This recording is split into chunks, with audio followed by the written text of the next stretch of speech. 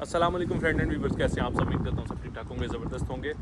आज की जो वीडियो है इसमें मैं आप लोगों के क्वेश्चंस जो हैं एयरपोर्ट पे डिपोर्ट क्यों हो रहे हैं साइप्रस एयरपोर्ट पे, इन सब की आज रीज़न बताने जा रहा हूँ। और आज कुछ भाई हैं, उनके साथ मिल के बैठ के गपशप करके बताता हूँ आप लोगों को कि इमिग्रेशन वाले किस तरह के क्वेश्चंस करते हैं और आप लोगों ने उनका जिस तरह भी जवाब देना है इट्स अप टू यू। और बाकी करना क्या, आप लोगों ने वीडियो को लाइक करना है, चैनल को सब्सक्राइब करना है, नीचे कमेंट ज़रूर करना है। और किसी तरह का कोई सॉलिड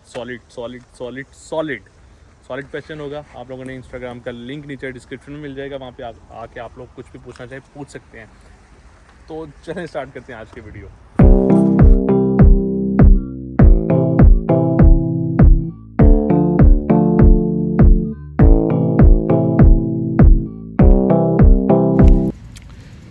तो इस टाइम जो है बैठे हुए हैं भाई हमारे साथ दो, और इनसे आज पूछते हैं कि इनका यूनिवर्सिटी में पहला दिन जो रजिस्ट्रेशन वगैरह और बाकी चीज़ें पाकिस्तान से यहाँ तक आने तक इन्हें जो प्रॉब्लम फेस करनी पड़ी और जो चीज़ें इनको मतलब ट्रांजिट वीज़ा और बाकी ये जो चीज़ें आजकल रिटर्न टिकट के इशू चल रहे हैं, सारी मतलब जो है ना इनसे डिस्कशन करते हैं आज भाई से। तो सबसे पहले आप अपना इंट्रोडक्शन बताएं और बताएं कि कौन कौन से आप मतलब उसमें आए हैं कोर्सेज़ में।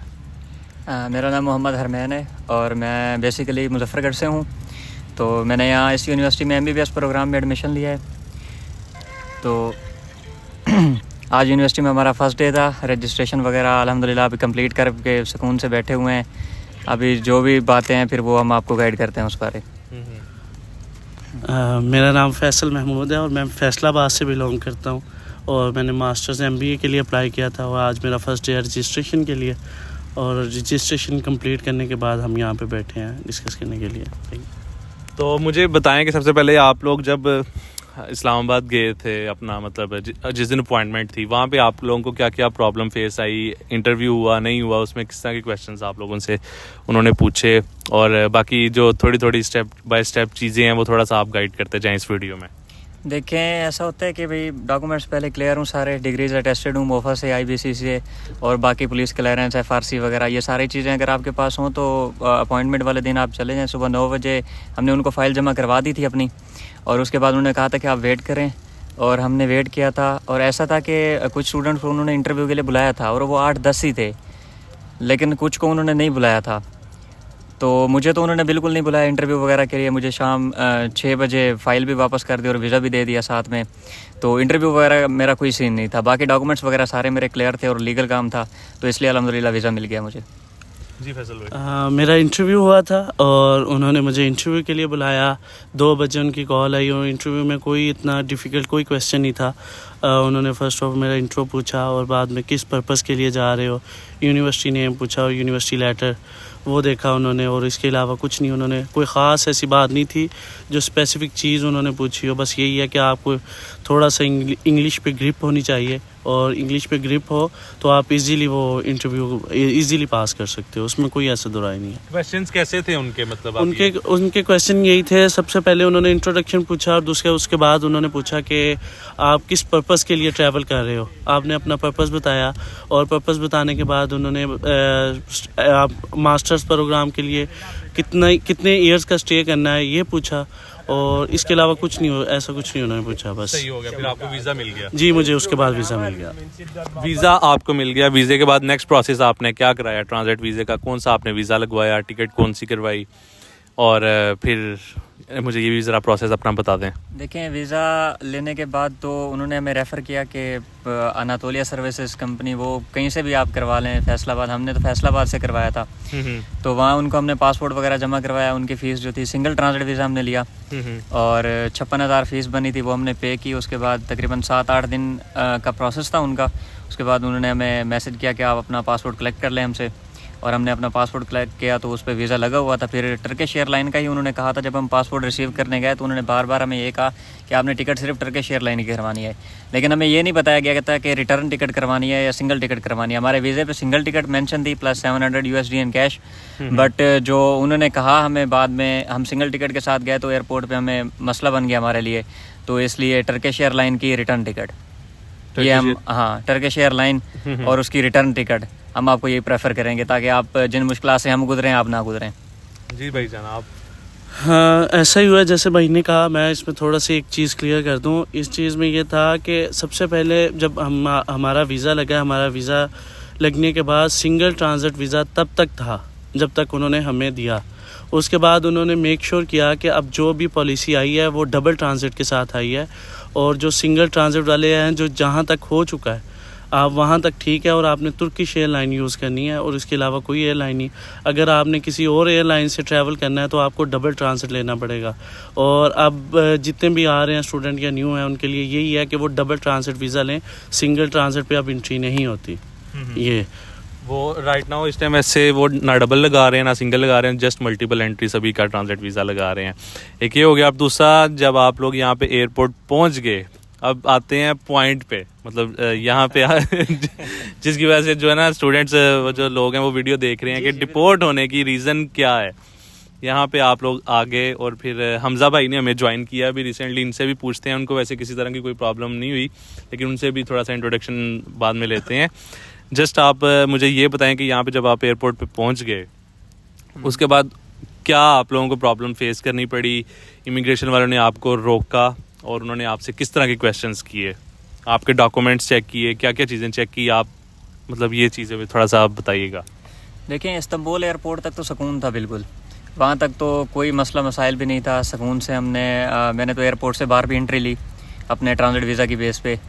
और फिर जब एयरकन पे हम पहुँचे तो जो जितने र्यूमर्स फैले हुए थे ना उनके मुताबिक हमने खुद को प्रिपेयर किया हुआ था। ना हमारे पास किसी मतलब साइप्रस के एरिया का नंबर था, साउथ साइप्रस खास तौर पे, और ना हमारे पास कोई ऐसा कॉन्टैक्ट था जिसके ज़रिए हम डंकी वगैरह लगा के बाहर चले जाएं, या इस तरह का जो सीन होता है ना इल्लीगल काम वाला।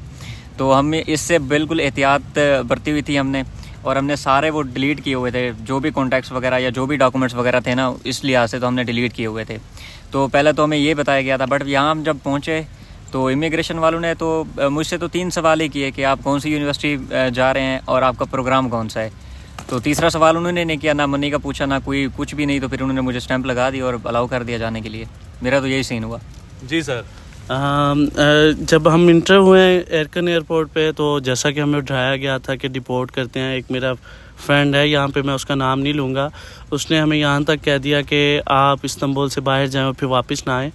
लेकिन कहने की बात यह है कि पाकिस्तानी अपने आप को ख़ुद ख़राब कर रहा है इस वक्त। और एयरकन एयरपोर्ट पे कोई मुश्किल क्वेश्चन नहीं पूछते आप लोगों से, और सिंपल दैट कि आप स्टूडेंट लगने चाहिए उनको। अगर आपने जिस पर्पज़ का वो वीज़ा लिया उनसे, आपको सिर्फ यही चीज़ एक चाहिए। मैं अपने प्यारे भाइयों को बताता चलूँ कि वो जस्ट आपसे पूछते हैं कि आप स्टूडेंट हैं, वाकई में स्टूडेंट हैं, और डॉक्यूमेंट्स आपके हमेशा ओरिजिनली होते हैं, वो उसमें कोई फेक नहीं होता। दूसरी चीज़ कि आप अपनी हर चीज़ ऑन दिस, अगर आपसे वो पासपोर्ट मांगते हैं, पासपोर्ट देते साथ ही आप लोगों ने जो यूनिवर्सिटी का लेटर है वो बिना पूछे ही उन्हें पकड़ा देना है, ताकि उनको लगे स्टूडेंट कंफर्टेबल रहें और ख़ुद पे कंफर्ट रखें और आराम सुकून से जाएं। कुछ भी नहीं, कोई ऐसा नहीं है कि वो आपको खा जाएंगे या ऐसा। अगर उनको लगता है कि स्टूडेंट नहीं है तो वो आपको पकड़ते हैं, अगर वो लगता है कि आप स्टूडेंट हैं वो कभी कुछ नहीं कहते। और इवन दैट उन्होंने कोई मोबाइल चेक नहीं किया, हालांकि चेक करते हैं, लेकिन उन्होंने हमारा कोई मोबाइल नहीं चेक किया।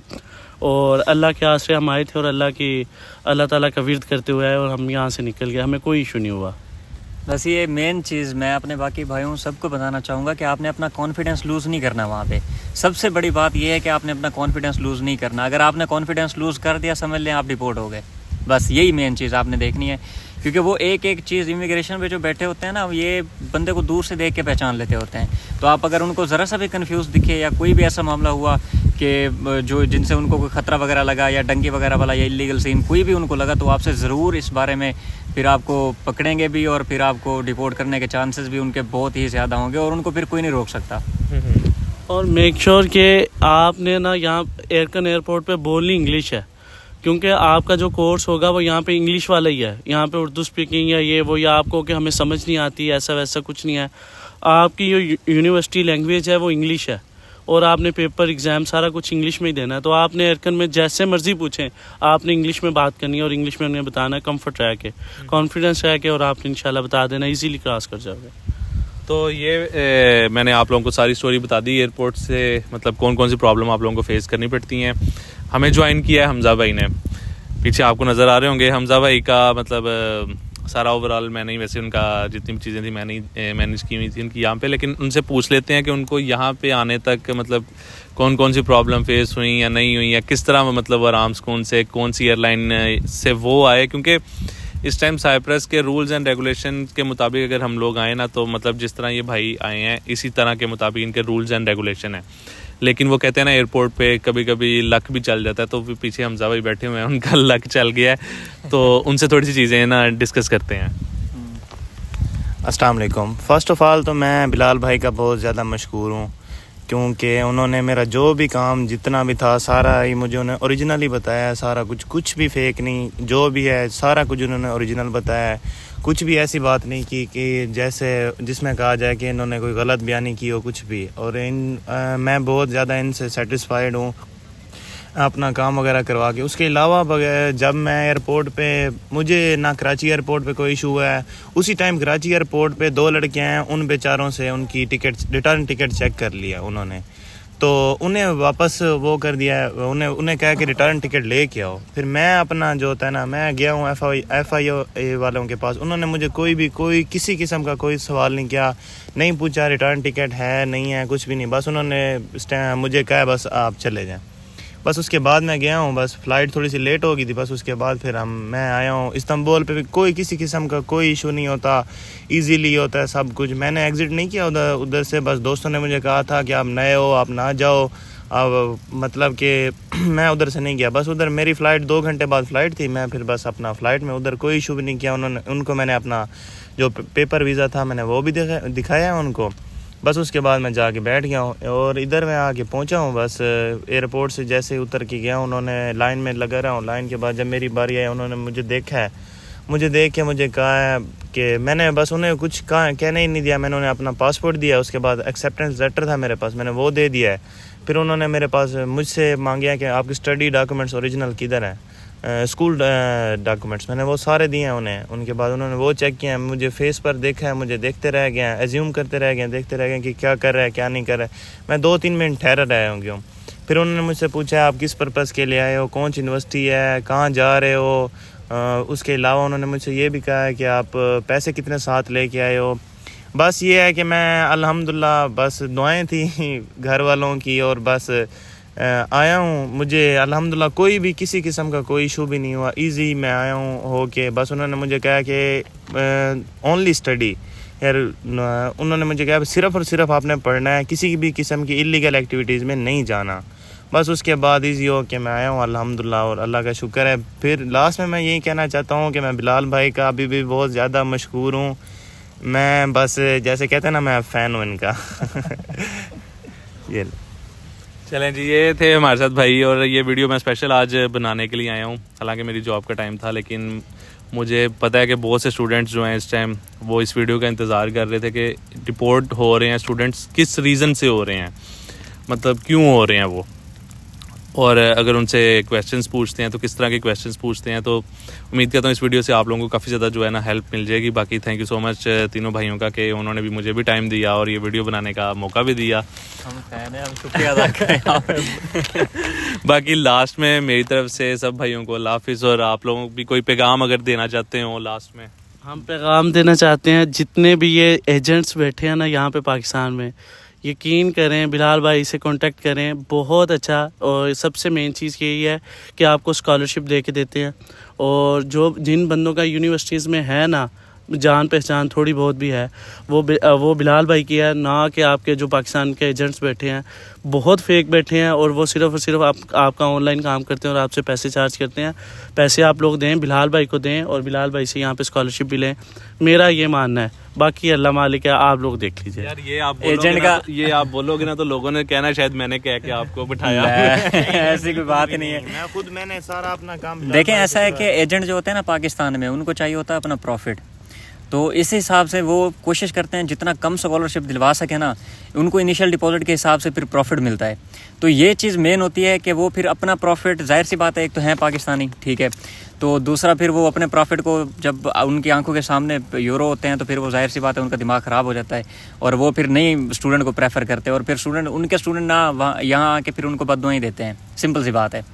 तो हमें स्कॉलरशिप मिली अल्हम्दुलिल्लाह, तो अब आप भी कोशिश करें, जितने भी बंदे हैं आपके जानने वाले हैं जो भी हैं, तो बिलाल भाई के रेफरेंस से आप स्कॉलरशिप लें अच्छी से अच्छी। स्कॉलरशिप और बाकी देखिए, मेरा मेडिसिन प्रोग्राम है, कोई भी कंट्री मेडिसिन प्रोग्राम में स्कॉलरशिप नहीं देता होता है, और यह बात आप सब लोगों को पता होगी। वहाँ पे MBBS मेडिसिन प्रोग्राम में कोई भी कंट्री स्कॉलरशिप नहीं देता, अगर वो देते भी हैं तो वो चाइना, रशिया, और फिर उनका फ़ायदा कोई नहीं होता। ठीक है, यहाँ यूरोप मूव करने का गेटवे होता है, और बाकी टर्की वगैरह इधर उधर। तो ये जगह मेरे लिहाज से MBBS वालों को तो मैं ख़ास तौर पे कहूँगा कि उनके लिए ये जगह बहुत बेस्ट है, क्योंकि एक तो कम रेट पे MBBS मिल रहा है, और दूसरा डिग्री इनकी टॉप क्लास डिग्री है। कैंपस भी सस्टेनेबल, अगर इन बात करें तो 71 है ओवरऑल रैंक, आप खुद चेक कर सकते हैं। तो बाकी आप देख लें, मेरा यही मशवरा है, मैं यही सजेस्ट करूंगा कि आपने अगर एडमिशन लेना है तो आप डायरेक्टली बिलाल भाई से कांटेक्ट करें, आप एजेंट के चक्करों में ना ही पड़ें, क्योंकि उन्होंने आपका कोई काम नहीं करना होता। डिग्रीज अटेस्टेड आपने खुद करवानी होती है, पुलिस क्लियरेंस आपने खुद करवानी होती है, सारा काम आपने करना होता है। इवन कि मोफा, IBCC और एम्बेसी तक आपने खुद जाना होता है, कोई उनका रेफरेंस नहीं होता। बस ये होता है कि वो उनकी फाइल बना के देते हैं और ऊपर लिख देते हैं बेस्ट ऑफ लक। अभी इसमें कोई उनकी मेहनत नहीं है। यूनिवर्सिटी अप्लाई हम खुद कर सकते हैं, सारा कुछ खुद कर सकते हैं। जिस तरह वो करते हैं ना, उस तरह हम भी कर सकते होते हैं। विदाउट स्कॉलरशिप हम भी एडमिशन ले सकते होते हैं, लेकिन स्कॉलरशिप के लिए ना यहाँ एजेंट चाहिए होता है, यहाँ का कोई बंदा चाहिए होता है। अब जैसे ये 2 साल से यहाँ जॉब कर रहे हैं यूनिवर्सिटी की, इन्होंने जॉब मतलब कि ये यूनिवर्सिटी के ऑफिशियल रिप्रेजेंटेटिव हैं, तो ये उस लिहाज से ना अच्छी खासी स्कॉलरशिप दिलवा भी सकते हैं, और इन्होंने बच्चों को दिलवाई है। हम आपके सामने बैठे हैं, तो आप भी इन्हीं के थ्रू अगर आपने अप्लाई करना है तो आप पहली प्रेफरेंस आप इनको दें, बिलाल भाई को।